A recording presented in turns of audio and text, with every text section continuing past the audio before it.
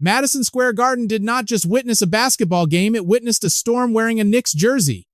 From the opening minutes, this matchup felt like something bigger than Game 1. The Cavaliers came in with size, discipline, defensive length, and Donovan Mitchell's fearless shot-making. But New York had something Cleveland could not measure on a scouting report: pressure, patience, and Jalen Brunson's cold-blooded control when the game started turning into chaos. Early on, Cleveland looked ready to punch first. Mitchell attacked the open floor with confidence, using quick bursts, left-hand finishes, and pull-up threes to put the Knicks' defense on its heels. Evan Mobley and Jarrett Allen gave the Cavs a powerful interior presence, contesting shots, cleaning the glass, and forcing New York into uncomfortable possessions. James Harden added rhythm with floaters and smart passing, while Dean Wade, Max Strus, and the Cavs shooters waited on the perimeter for every defensive mistake. But the Knicks refused to panic. Mikal Bridges brought energy on both ends, turning steals into transition points and giving New York a spark when the offense slowed down. OG Anunoby, still searching for rhythm, stayed physical. Karl-Anthony Towns struggled to find his shot early, but his passing and spacing kept Cleveland's bigs moving. And then there was Brunson, quiet at first, studying every switch, every angle, every moment Harden tried to shade him away from the middle. This first chapter of the battle was not about dominance, it was about survival. Cleveland's defense communicated well, forced late clock shots, and built momentum with hustle plays. New York answered with pressure of its own, pushing the Cavs' offense farther from the basket and turning missed shots into belief. Every possession felt like a message. Cleveland wanted control, but New York wanted the moment, and when the Garden crowd started to rise, you could feel the story changing. This was no longer just about who made shots. It was about who could stay calm when the noise got heavy. Before we go deeper, comment where you are watching from. Press 1 if you believe Brunson was the true engine of this game. Press 2 if you think Donovan Mitchell carried the bigger burden for Cleveland. And if you love deep NBA breakdowns like this, subscribe now, because this game is only getting more dramatic. The second layer of this game was where the chess match truly began. Cleveland was not just trying to outscore New York. They were trying to stretch the Knicks until one weak point finally cracked. Mitchell kept attacking early, forcing help defenders to choose between protecting the rim and staying attached to shooters. When the Knicks collapsed, the ball found Wade, Strus, Schroeder, or Merrill. When New York stayed home, Mitchell drove straight into the paint and made the defense pay with his body control. But the Knicks had their own answer, and it started with pressure. Their defense kept pushing Cleveland's offense higher and higher away from the rim. The Cavs were not getting into their sets comfortably. Passes that looked simple became dangerous. Dribbles that looked safe became traps. Brunson, Bridges, Hart, and Anunoby turned the game into a test of patience, forcing Cleveland to work deep into the shot clock. That pressure created one of the biggest early swings. Bridges jumped into passing lanes, finished in transition, and gave the Garden the kind of energy that changes the sound of a building. Every steal felt like a warning. Every fast break bucket reminded Cleveland that careless possessions would not survive in New York. Still, the Cavaliers did not fold. Their size kept them alive. Allen controlled extra possessions. Mobley's length bothered Towns and challenged drivers at the rim. Harden, even without taking over as a scorer, gave Cleveland another decision-maker who could slow the game down, read the help, and find the open man. The Cavs were not playing perfect basketball, but they were showing balance. For New York, the key issue was rhythm. Towns had moments where he looked ready to punish mismatches, but his jumper would not fully settle. Anunoby was still finding his timing. Hart brought toughness, but Cleveland's interior size made every paint touch feel earned. That placed even more responsibility on Brunson. And Brunson did what elite playoff guards do. He waited. He did not force the story too early. He let Cleveland reveal its coverage, watched how Harden handled screens, studied where Allen and Mobley stepped up, and slowly began building the blueprint for a late-game takeover. The third chapter of this game belonged to the margins, the small plays that never look huge in the box score but slowly tilt the entire night. Cleveland began finding life through second chances, corner spacing, and quick decisions. Allen's offensive rebounds were not just extra possessions, they were emotional blows. Every time New York forced a miss, Allen or Mobley seemed close enough to keep the Cavs alive, forcing the Knicks to defend again when they thought the job was finished. That is where Cleveland's structure became dangerous. Mitchell attacked first, but the Cavs did not rely only on one man. Harden used patience to freeze the backside defense. Strus relocated. Wade waited in the corner. Schroeder pushed the tempo when the Knicks were slow to match up. Cleveland was turning New York's aggression against itself, using one drive to create the next pass, and one pass to create the next open shot. The Knicks, however, still had the toughness to absorb it. Josh Hart kept finding ways to impact the game with force, cuts, rebounds, and physical drives. Bridges continued to give New York movement when the half-court offense got heavy, and Brunson kept testing Cleveland's defensive discipline, dragging Harden into space and forcing the Cavs to decide whether they trusted single coverage or needed help. But the real tension came from Karl-Anthony Towns. He was too talented to ignore, too skilled to leave open, but not yet fully in rhythm. Cleveland tried to make his touches uncomfortable, crowding his drives and challenging his threes. Still, Towns' passing mattered. His ability to draw attention opened lanes for Hart and created moments where New York could punish the Cavs for leaning too hard toward Brunson. By this point, the game had become a battle of control. Cleveland wanted clean spacing and paint pressure. New York wanted chaos, turnovers, and crowd energy. Neither team had completely solved the other, but one thing was becoming clear.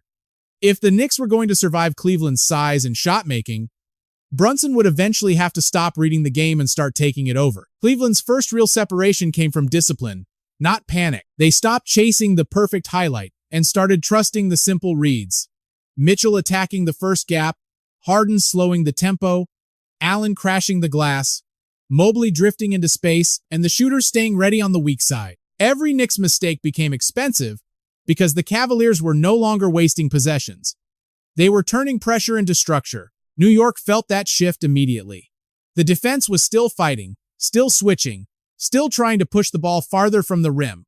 But Cleveland's spacing began to stretch every rotation. When the Knicks helped inside, the corner opened. When they stayed attached to the corner, Mitchell had a runway.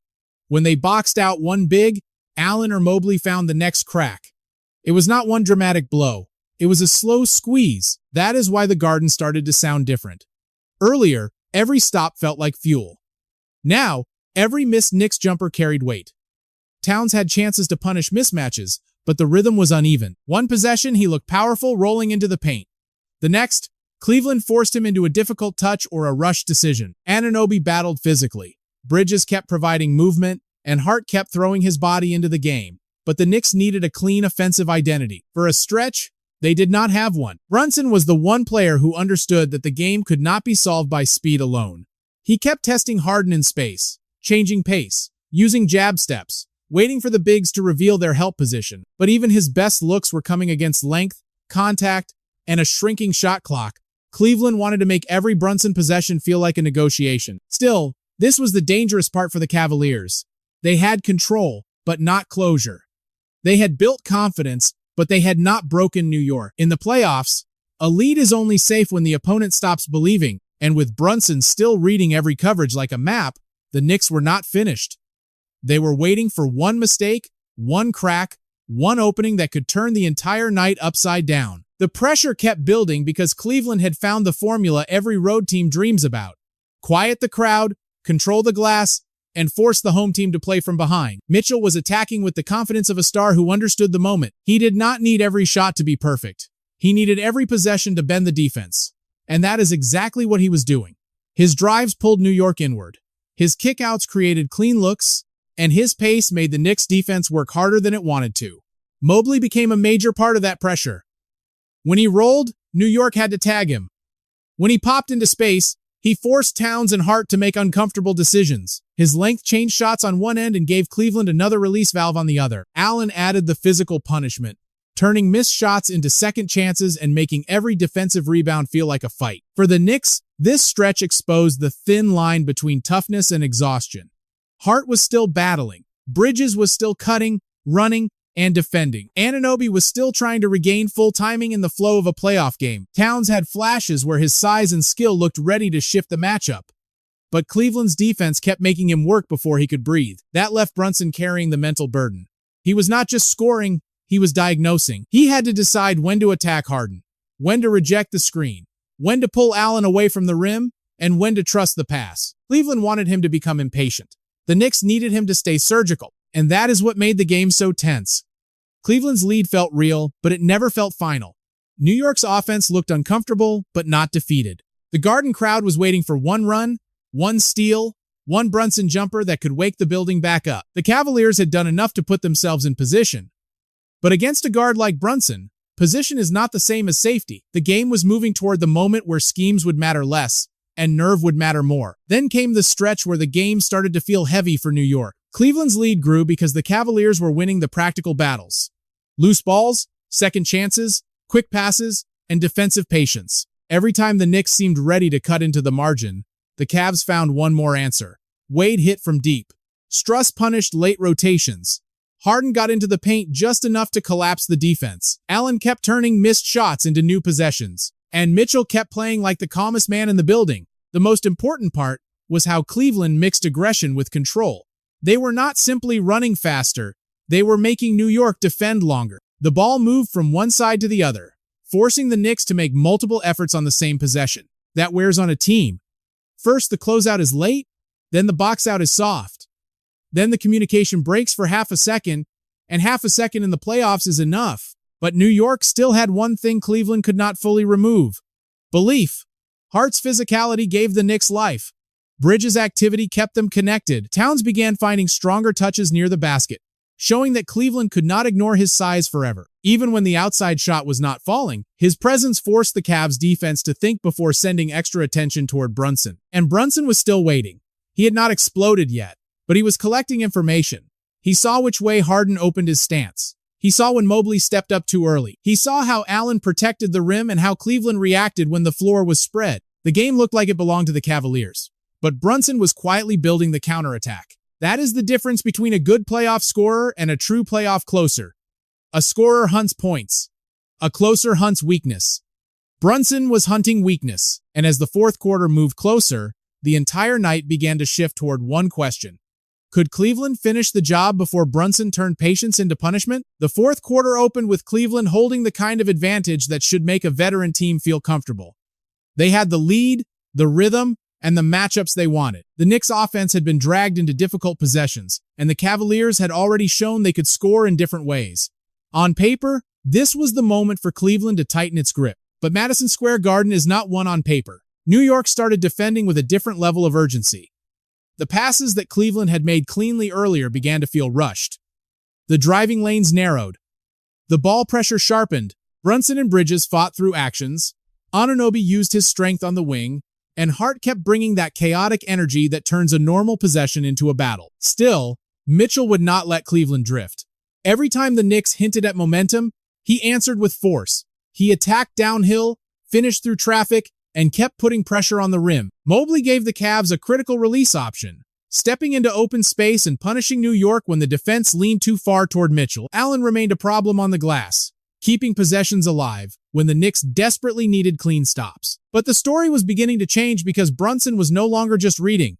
He was attacking. He started isolating Harden with purpose, using his body to create angles, then rising into floaters and bank shots before the help could fully arrive. Cleveland's defense did not collapse all at once. It cracked slowly, possession by possession, as Brunson forced every defender to make a perfect decision under rising pressure. That is when the Garden woke up again. One Brunson bucket became two.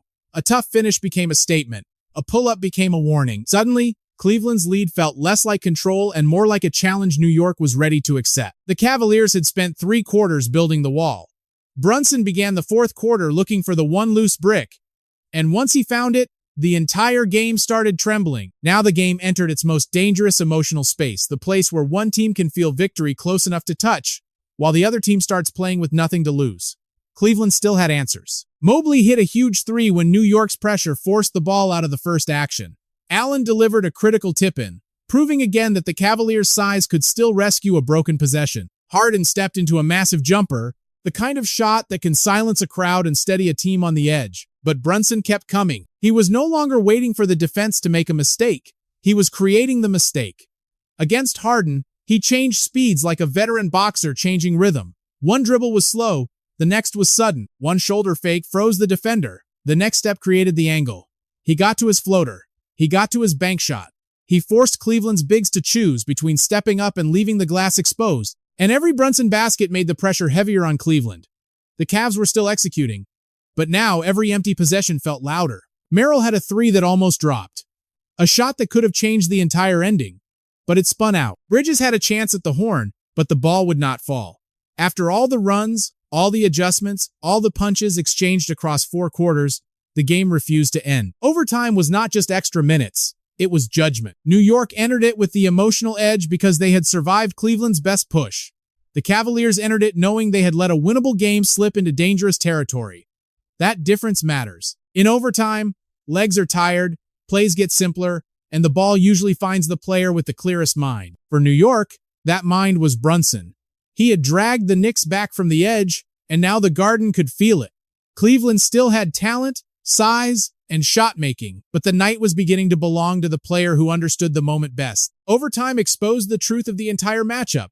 Cleveland had the size, Cleveland had the balance, Cleveland had enough talent to win on the road, but New York had the cleaner emotional rhythm when the game reached its final edge. The Knicks were no longer searching for themselves. They knew exactly where the ball had to go, and everyone in the building knew it too. Brunson became the center of every decision. He attacked Harden again and again, not with reckless speed, but with total control. He used his footwork to get into the lane, his strength to hold position, and his touch to finish before the second defender could fully arrive. Cleveland tried to stay disciplined, but defending Brunson in space after 4 quarters of pressure is a brutal assignment. One late step, one open hip, one soft angle, and he was already at his spot. The difference was that New York's role players matched his calm. Anunoby attacked closeouts with purpose, finishing inside when Cleveland expected him to settle. Bridges stayed active as a connector, keeping possessions alive and forcing the Cavs to guard more than one action. Shamet delivered the kind of overtime shot that turns a tight game into a statement, stretching the lead and sending the Garden into another level of belief. Cleveland, meanwhile, began to feel the weight of missed chances. The ball movement that looked smooth earlier became tighter. Passes into the paint became riskier. The Knicks' hands were everywhere, and Brunson even created defensive disruption, proving his impact was not only about scoring. Every Cleveland turnover felt like the night slipping farther away. Mitchell had carried so much of the Cavs' offense, and Mobley and Allen had made enormous plays. But overtime demanded complete precision. New York found more of it, Cleveland found less. And that is why this finish mattered. The Knicks did not simply steal a game. They survived Cleveland's best structure, absorbed a major deficit, and still found the one formula that mattered most. Put the ball in Brunson's hands, space the floor, defend with desperation, and trust the moment. What New York proved in this game was deeper than one overtime win. They proved that playoff basketball is not only about talent, spacing, or shot making. It is about endurance. It is about staying organized when the scoreboard turns against you, when the crowd gets nervous, when the opponent seems to have every answer, and when one more mistake could break the night open. Cleveland should not leave this game without belief. Mitchell showed the heart of a franchise star. He attacked, created, defended, and carried pressure possession after possession. Mobley and Allen gave the Cavaliers a real interior identity. Harden gave them pace and experience. Their shooters created the kind of spacing that can win games later in the series. Strategically, Cleveland's lesson is clear. Keep the ball moving, protect the glass, and do not let late-game possessions become too predictable. But New York's lesson was even stronger. The Knicks learned that their greatest weapon is not just Brunson's scoring. It is the trust around him. Bridges' defense, Hart's toughness, Anunoby's physicality, Towns' attention as a passer and scorer, and the bench's willingness to step into pressure all created the foundation for Brunson to close. A superstar can win possessions, but a connected team wins the emotional battle. The most human lesson from this game is simple. Pressure does not reveal who is loudest. It reveals who is steady. Brunson never rushed the story. He waited, studied, adjusted, and when the game demanded courage, he answered with control. That is basketball, but it is also life. When the moment feels too big, peace comes from preparation. Confidence comes from trust. Victory comes from staying together when everything starts shaking. The Knicks took Game 1 because they refused to disappear. Cleveland lost, but they were not exposed. They were challenged. This series now has tension, pride, and unfinished business. If you enjoyed this deep NBA breakdown, subscribe to the channel, like the video, and share it with another basketball fan. Comment 1 if you believe the Knicks can control this series. Comment 2 if you think the Cavaliers will respond in the next game. And tell us where you are watching from, because this playoff story is just beginning.